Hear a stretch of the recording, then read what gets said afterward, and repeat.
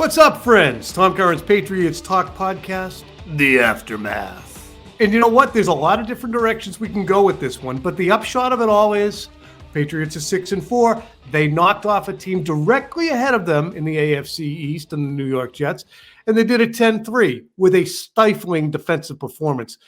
Let's get into the numbers for one quick second before we bring in the senator. And I'm sure that we can plumb the depths of what Phil heard in the locker room regarding the punt return by Marcus Jones that sealed this game at the buzzer, the defensive performance with Matt Judon, how the injuries to David Andrews will impact this team going forward, and some of the travails offensively we saw, but also some of the good things coming out of the bye. But listen to these numbers. This is the Jets rushing for guys not named Zach Wilson. Carter, 8 for 19. Robinson, 7 for 10. Johnson, 4 for 4. Garrett Wilson, 1 for 0. So that, folks, is 15, 20 carries for 33 yards. Zach Wilson carried 3 times for 26 yards. Probably should have run him more because when he threw it, he was 9 for 22 for 77 yards. The Patriots, on the flip side, look at what they did offensively. Statistically, don't talk to me yet about finishing drives. Nobody's hammered that more than I have. But offensively, you get from Mac Jones coming off the bye a 23 for 27 performance for 246 yards. You get from Damian Harris on some of those gap runs that Phil was pounding the table the Patriots need to exercise, 8 for 65.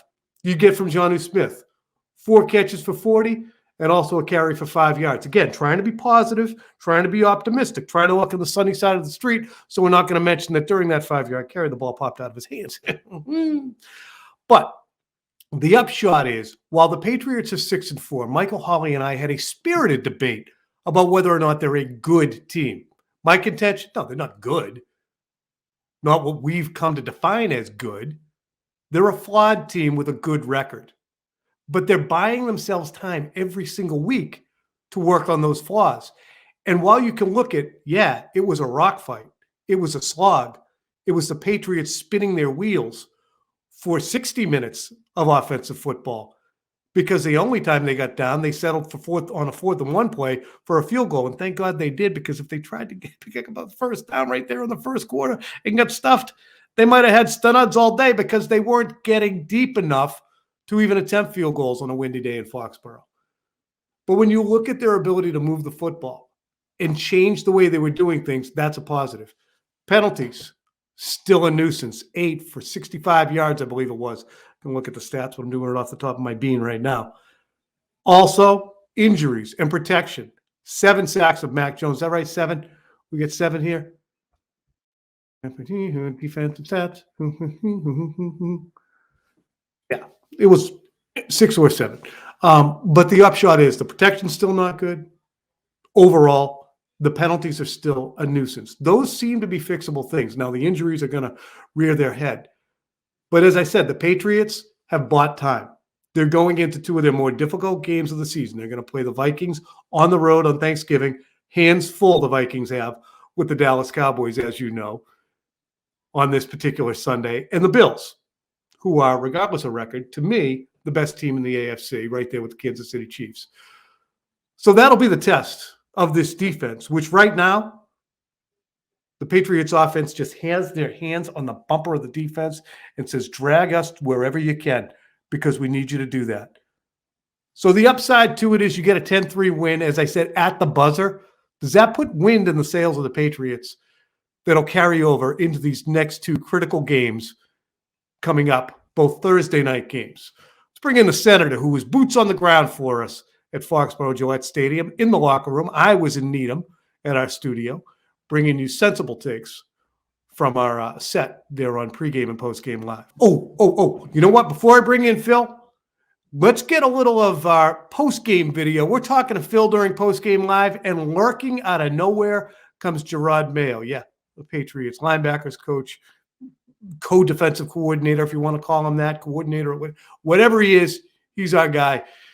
Phil and he hammered some things out after Gerard lurked long enough. Still a game-winning play. Turn around. Tell Gerard Mayo. Turn around. Tell Gerard Mayo, post-game, former post-game live panelist. Come on.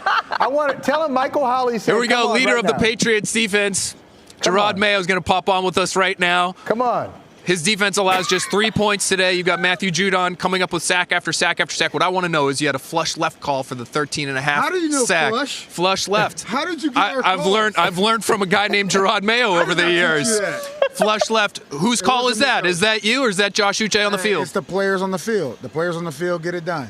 Players win games. Coaches lose them. Remember. Can you guys continue to carry the offense the way you have when you're winning games here and they're not able to score? They'll carry us as well. So it's a team sport. We're all we're in this together no matter what. No matter what the situation, we want to put our best foot forward. So we'll see what happens. We got a tough stretch ahead. Right now, all of our focus is on the Vikings. And with that said, they're playing the Cowboys right now, so I'm out.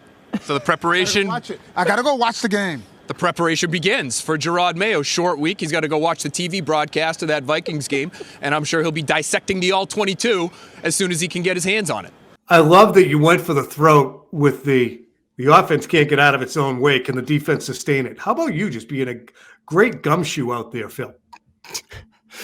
Well, listen, I hope we didn't use my incredibly long-winded response to a Michael Hawley question that led to all of the antics over my shoulder while Gerard was waiting basically to get on camera. The guy misses us, clearly. He's popped out of the Optum Lounge. He's hanging out with a few friends. I think his brother, Gerard Mayo, was in there. And he's like, listen, I just want to get back to my TV roots is what it seemed like. Anyway, I'm talking my face off because I think you guys were waiting for Bill Belichick to come on. And so I'm bleeding clock because that's, you guys know you can come to me and I'll bleed some clock for you. But he's just hanging out. And yeah, it's kind of the obvious question, isn't it? Can they keep this up? Is this sustainable? All that stuff. Because 10-3, Tom, I mean, it ain't 1992. No, it's not 1992. But when we look at this defense, I think it's really going to be a referendum on them the next 2 weeks. They've taken care of Sam Ehlinger. They've taken care of Zach Wilson 2 times. They've taken care of virtually every quarterback they've seen. Tua Tagovailoa to an extent as well in the opener. They're a different team now as all the teams are. But these next 2 weeks, first with Kirk Cousins and the Minnesota Vikings and Justin Jefferson and their array of talent, and then coming up with the Buffalo Bills. But I really think this defense might travel better than the one that we saw in 2021 that began to faceplant went against better teams. Like, for instance, the Indianapolis Colts coming out of the bye, and then the Buffalo Bills in the non-wind games. Tom, I think we'll still have those questions until this defense performs against whether it's Minnesota or Buffalo or Miami again. But what they've shown to this point is pretty impressive. And I think you have to look at Judon and how they've used him, how they've tried to manage his snaps. We've talked about it on the podcast before. It feels like they're really capping him at 50 week to week. I talked to him today. The guy's working out hard after games. He's been doing that consistently. It's not necessarily a new thing for him. And he's not necessarily even the only one doing it. But it's another reason, I think, why he's in the shape that he's in.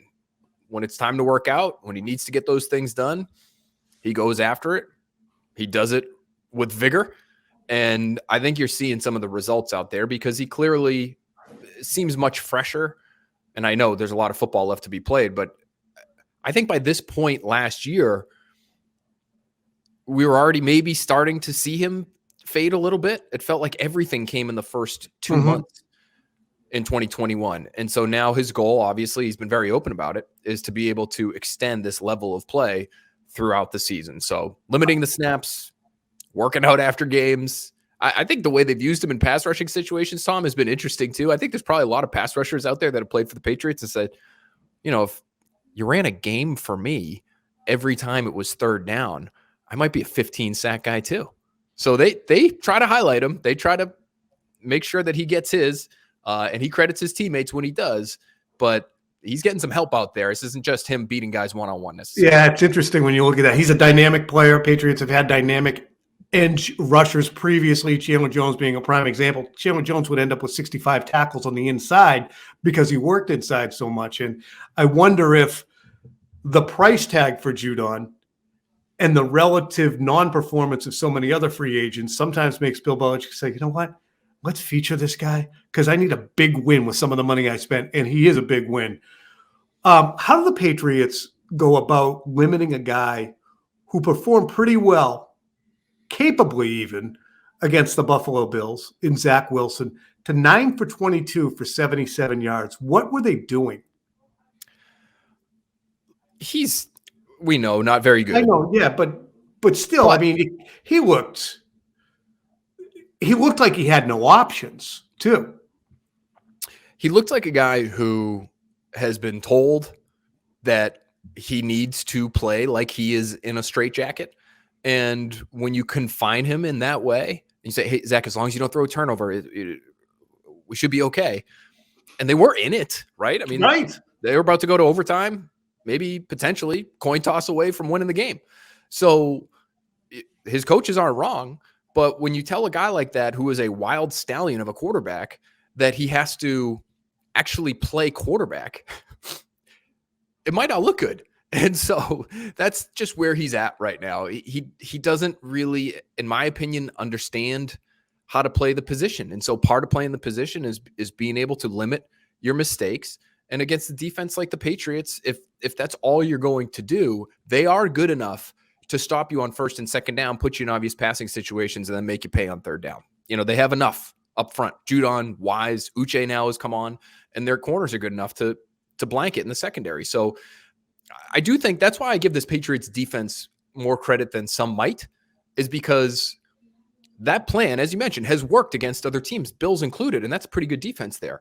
But the Patriots defense is one where if you're going to try to really tread as lightly as the Jets clearly were trying to today, they can still find a way to make you look really bad. Yeah, it's funny, and we're not going to go back into the Jets-Bills game, but you can look at the Patriots if you're Robert Saleh and say, look, today we don't need to score 20 points.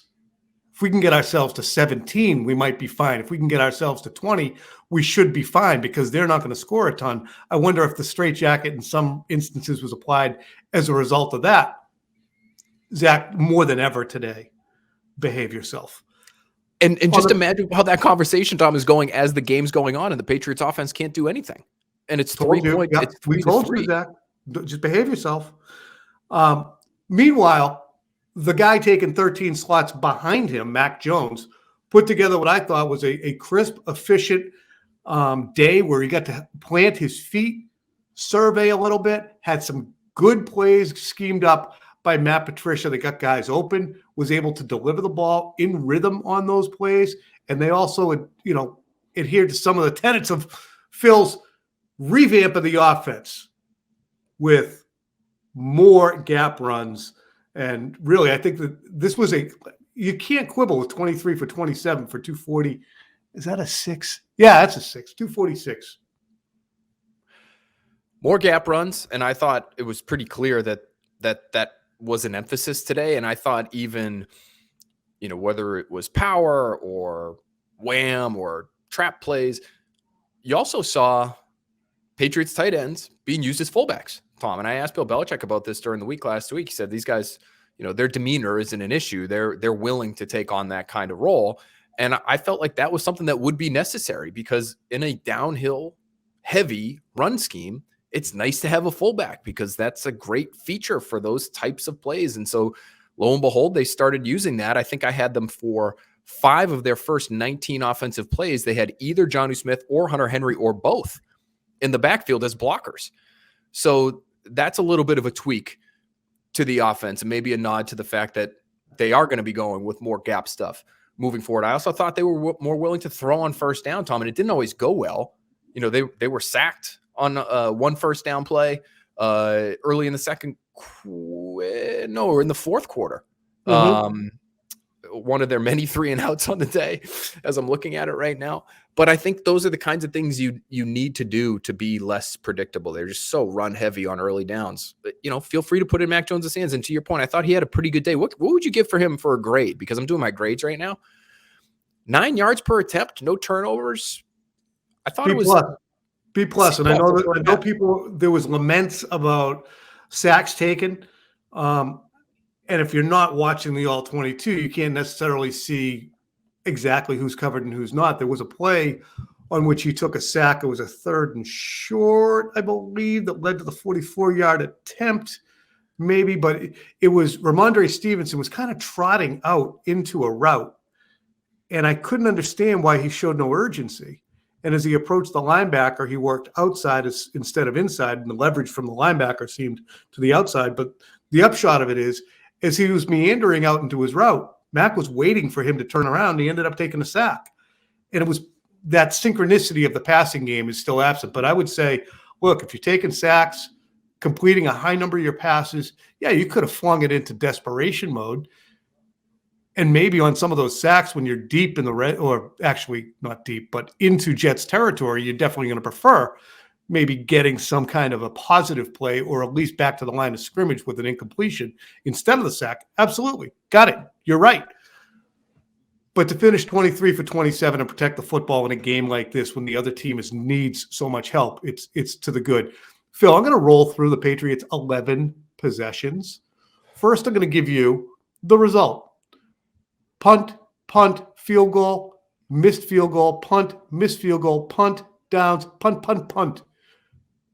Here's how long the drives lasted. 3, 14, which is a sojourn, 11, which is an odyssey, 3 into the second half. These are the second half drives. 7, 5, 3, 3. Finally, yards gained on these drives. 4, 8, 79, 54, 6, 57, 34, 20, 25, 3, and 7. Patriots made it into Jets territory on 1, 2, 3, 4 occasions. They managed a field goal. So while we celebrate the fact that they did alter their approach and they got better protection for their quarterback, and he was able to show that, yeah, you know what?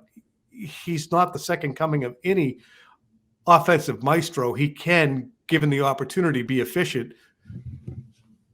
Do you think they're that much closer to figuring out how to be productive once they get into inside the opposition's 40? It's hard to say that, right? After they score 3 points essentially on offense. There's so many steps they have to take. First, they have to get good there. Thank God. Once you get inside the 10, how are they going to be on first and goal? I mean, that's a whole nother frontier that they have to think about. Well, and don't you feel like, though, that this just continues to be a team that is not real smart in general football terms? I mean, they have 8 penalties for 55 yards and 6 sacks. I'm tired of hearing that that's not Patriots football. It's 2 years of that being Patriots football. And so that's why I look at the offensive performance, and on the one hand, I'm encouraged by some of the numbers. I think there's some truth to some of those. This is a good Jets defense. And for your quarterback to be 9 yards per attempt, even the figure of 300-ish total yards, 297 total yards, 5 yards per play, you take that against the Jets. But you just can't be 8 penalties. Like, you're killing yourself. You can't survive in those third and long situations against a good defense. You can't allow 6 sacks. And I'm sure there will be sacks that people will point to and say, as you mentioned, Tom, this guy was open there. You got to get rid of the football. There was one that came right after a penalty. I think it was on a 3rd and 12 that they took in the second quarter. It was when Trent basically got pushed back into Mac Jones's left leg, and he went down. I think he had the ball for about 3 seconds. And so maybe you could look at that and argue, hey, at least you just, at the very least, have to get rid of it so that you can try to get some points. The sack basically takes you just out of field goal range. Nick Folk ends up putting it off the crossbar there. So, and you're going into the wind in that situation. So maybe you have to be more aware there. But I didn't see a lot of sacks where he's holding the ball for 4 seconds, 4.5 seconds. He's scrambling around behind the line of scrimmage. He's afraid to pull the trigger. He ends up getting sacked because he's thinking about running, and then he stops and he's looking down the field. It just looked like Yodny Kajus had a bad day. Trent Brown had a bad day. Cole Strange had his issues today as well. I thought James Ferentz, was actually all right for the most part once David Andrews came out. But the penalties and the sacks, Tom, if they can get those cleaned up, I think there is some progress there for them to achieve.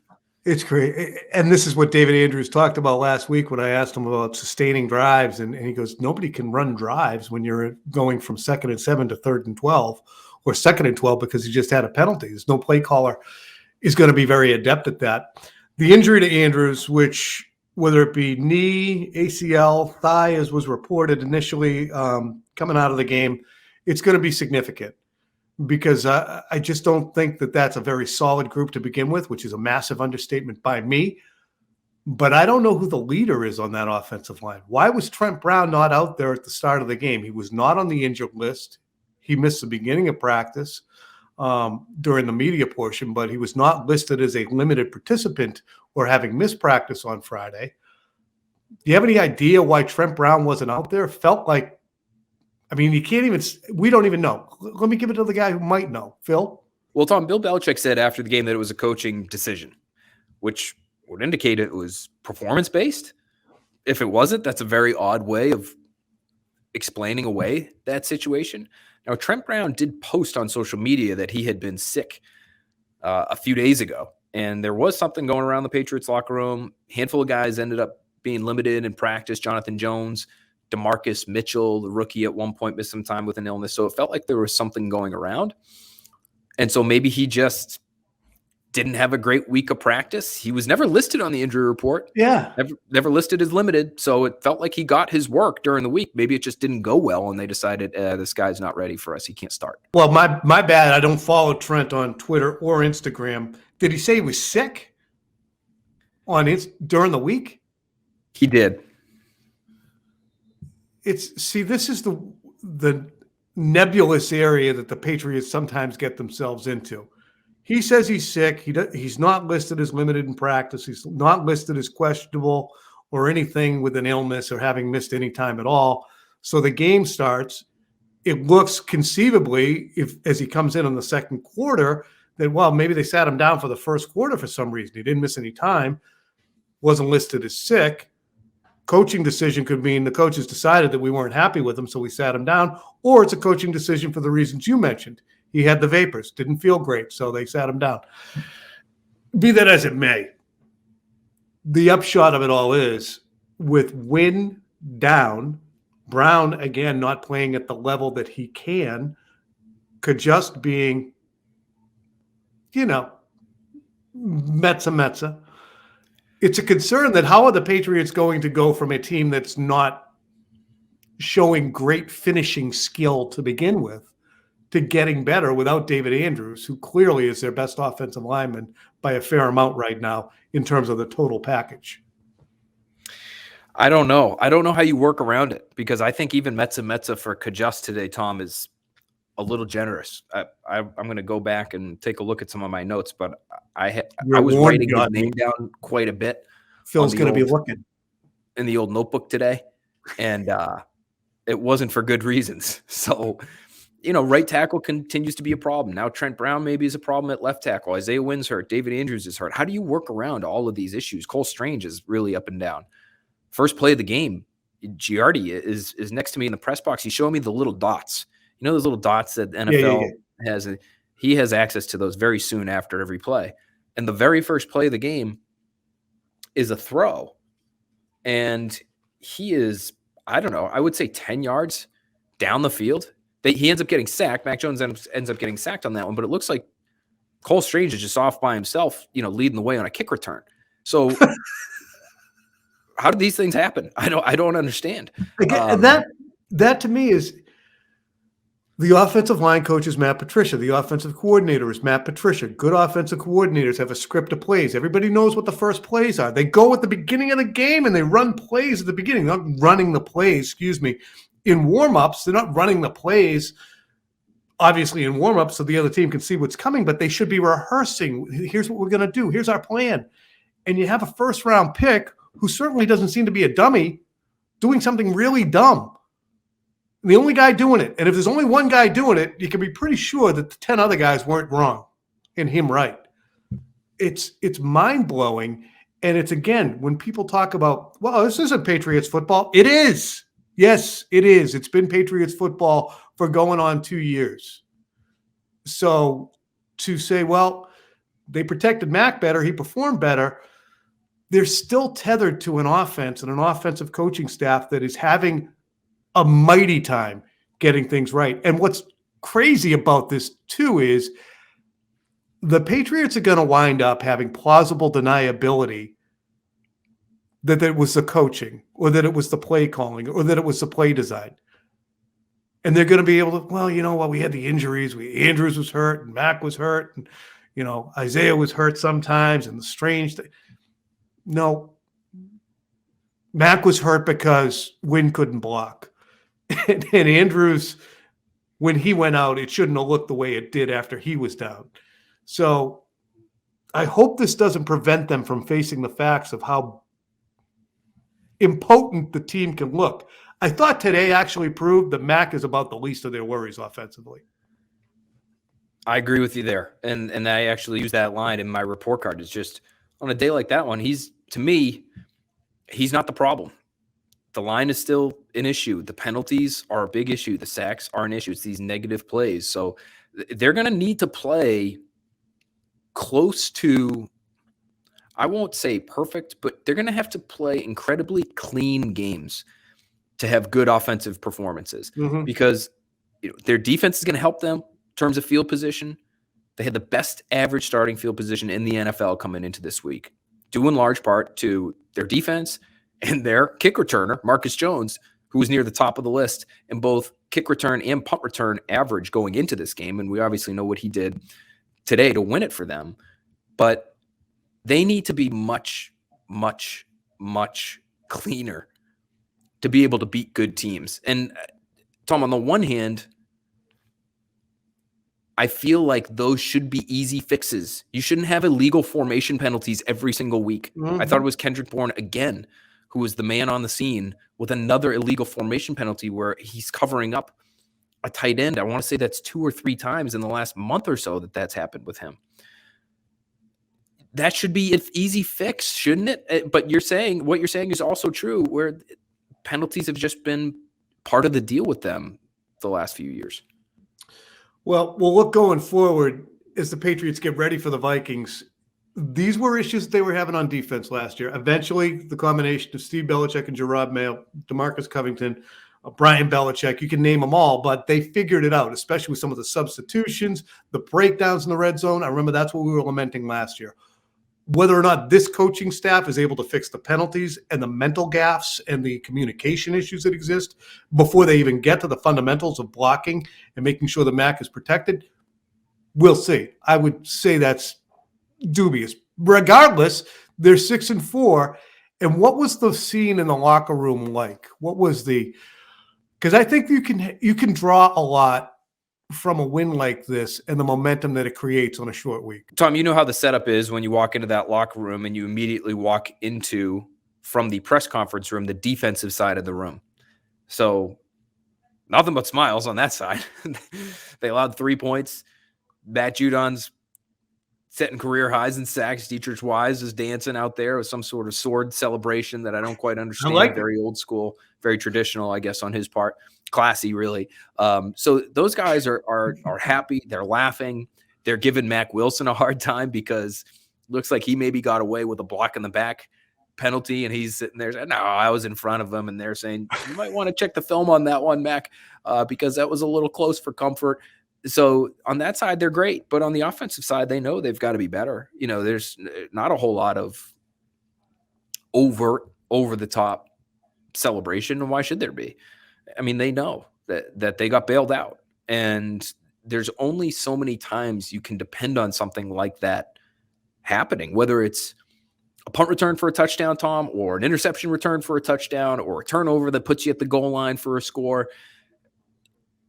Odds are those are not going to be weekly occurrences that allow you to win games. And odds are, as good as your defense is, they're not going to be able to hold opposing offenses to 3 points on a consistent basis, especially down the stretch here in the schedule that you're facing. So they have a ton of work to do. It's a short week. Luckily for them, the Vikings look incredibly average, and they're getting their doors blown off by the Cowboys as we speak. And so maybe there's some clues in this Cowboys win that the Patriots will be able to use on Thanksgiving. But it's just not a sustainable formula. It's the same formula they've been winning with. They've got 6 wins, and good for them. I'm just not sure you can keep that up against the teams they're about to see. Just keep buying time, though. Buying time until you figure it out. It's easier to buy time at 6-4 than it would be at 5-5 or 4-6. I mean, we can keep going, but we don't have to. 6-4, Patriots are winners. Phil Perry's always a winner. Thank you very much. Tom Curran's Patriots Talk podcast. We're out. We'll see you Tuesday. Abbreviated week, so we'll jump right into the Vikings come Tuesday. Enjoy your Monday.